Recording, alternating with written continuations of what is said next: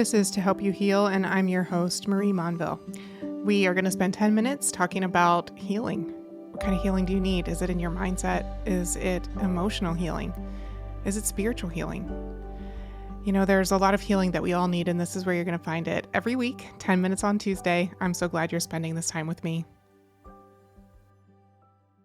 Welcome back to this week's episode of To Help You Heal. As promised, we are talking about how to know when good is good enough. I don't know if this describes you, but in certain seasons of my life, I have struggled with perfectionism. And I think that's something that we probably all experience in one realm of our lives or another. This feeling that everything has to be perfect, that we have to constantly give 110%, that there's no room for failure, everything has to be a success. But what if we could see it differently? Because the reality is that sometimes in those spaces where we are pushing for 110%, where we're always looking for the A plus and maybe even some extra credit on top, we are spending an exorbitant amount of time accomplishing that thing and living at that level. Time that we then can't spend in other places. But it's not just the time, it's the way we approach those things and the stress that we put on ourselves, the weight that we put on our shoulders to make sure that everything is perfect. And if we're living by that standard or that expectation, then it becomes this place where basically we are only judging things as either a success or a failure.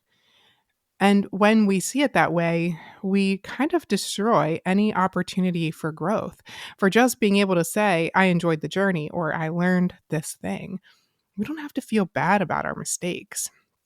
And, I think as everything else, it's so much easier to see this when we're thinking about it for somebody else versus when we're thinking about it for ourselves. So let's start from that place of looking at it through the lens of someone else's experience. I mean, if you think about any person who's ever invented something, they never got it right on the first try. Ben Franklin came up with all these great inventions, Albert Einstein, the Wright brothers, all of these kind of iconic names that we think of in the story of America, or inventions and new ways of doing things and things that have benefited our world still today. They didn't do it on the first try. And so I think a lot of times when we are in this place of how good is good enough, do we push to this place of perfection? We have to start from that foundational point of saying, look, the likelihood that anything is going to feel perfect or right or whatever on the first try, that's pretty slim. Those chances are slightly non-existent. And so why am I expecting that of myself? Would I expect that of anybody else? Can I see that in some relative perspective in anyone's life experience? Probably not. And it's more about what we learn along the way, really, than having these expectations of perfection. Just being able to enjoy the journey, not seeing it as a success or a failure, but saying, okay, this experience is an opportunity for growth. Where can I see growth? What would I do differently? What would I do the same? Not expecting perfection or success. And, I think there are a lot of memes or sayings and things we see out there where people talk about perfection being boring. And I think that's true because it takes out all aspects of creativity. What if, while not achieving what we initially thought was perfection, we came up with something that was actually better because of the creative expression of who we are and what we learned in the moment and what we were able to do maybe a second or third time? So let's honestly say to ourselves, it's never about perfection. It's about the journey. It's about the growth. It's about being kind to myself, not putting more pressure on my shoulders than I would ever put on someone else. That gives us a place to take a deep breath and enjoy the process of whatever it is that we're doing in a way that we couldn't enjoy if we're saying the only thing that matters is being perfect. Because if the only thing that matters is perfection and there's, a 99% likelihood I'm not going to achieve that, then I'm basically telling myself nothing that I'm doing right now has any benefit if I only see it that way. But if instead I can say, hey, this is about the growth along the way, this is about the journey, this is about ways that I'm going to discover something or what I'm going to see that I couldn't understand or have perspective on from the starting line, It's about everything that happens in the middle. It's not really about the ending.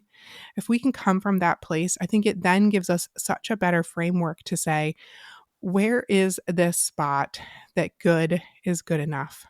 And, if we think about it from the standpoint of our return on investment, our ROI, what are we getting back versus what are we putting in? Is it worth it? Because in basically anything in life, there's going to be some place where if we continue to invest more or to spend more time or resources, whatever it is, we're not going to get back something in equal or greater proportion to what we've put in. And so we have to be willing to say to ourselves ahead of time, what is that point of good enough? What's the place where I'm going to cross over into a place of stress or frustration or expectation, weight on my shoulders that I don't even enjoy it anymore? Because I think for a lot of us who have experienced that struggle with perfection, it often does become a place where we don't enjoy it anymore. Versus if we can say to ourselves, you know what, good is good enough. I'm going to try to enjoy this. We'll probably have a better outcome anyway because we experienced it from a completely different realm of that joy and creativity and purpose and understanding, discovery, all of those things instead of just saying it's all or nothing, it's perfection or it's failure. So if we're trying to say, okay, what does this look like then? What does it look like to say good is good enough? I think it's being able to say, well, what would I expect from somebody else? What would I expect someone else to come up with or to produce in this scenario? And, you know, even if you think about it from this aspect of the Olympics, here we have these athletes who have been training for the last 4 years and largely their entire lives for these couple minutes or seconds where they do the thing that they have wanted to do. They've trained for a long time, but it doesn't mean that every day they went out looking for perfection. They didn't look to always achieve a new record every single day.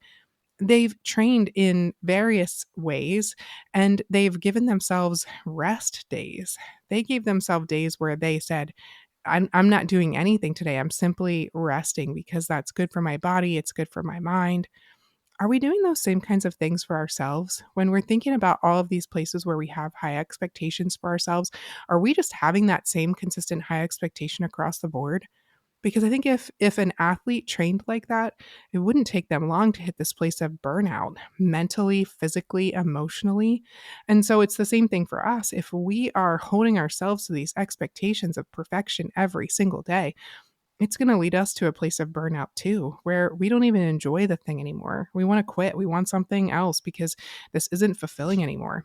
But what if instead we just simply said, I'm going to approach this like training and I'm going to work on different aspects on different days and I'm going to do the best I can with what I've got, but I'm not going to expect some level that's really unrealistic for myself. I'm even going to give myself rest days where, whatever I do is relaxing and enjoyable and helps me have a reset instead of being this place where I have to go all in and be 100% or it's not even valid. So I want you to think about how this applies to your life. What's the one place where you would say, I have this tendency to go a little bit too hard and I need to change the way I think about it?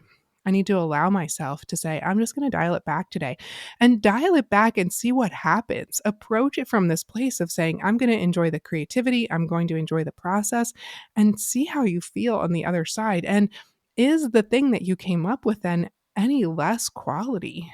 No. And most of the time, people don't need our 110% anyway. They're fine with about 80 or 85.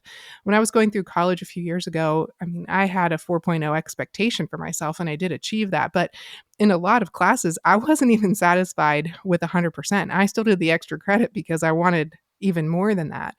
And there came this point in the last 6 months of my educational experience where I said to myself, "Okay, Marie, you cannot keep going at this level. You're starting to get burnt out, and it's so much pressure that you're not even enjoying and able to grasp as much in this deep learning kind of sense because all you're worried about is what you're going to turn in and what grade you're going to get back. So you've got to dial it back so you can enjoy the journey and really soak in the experience and understand the material and all those things." And I'm so glad that I had that conversation with myself because it changed my perspective and didn't just change it for that season, but has continued to impact me in the time since. I'm going to do my best on any given day, but that's going to look different depending on a variety of circumstances that I can't control.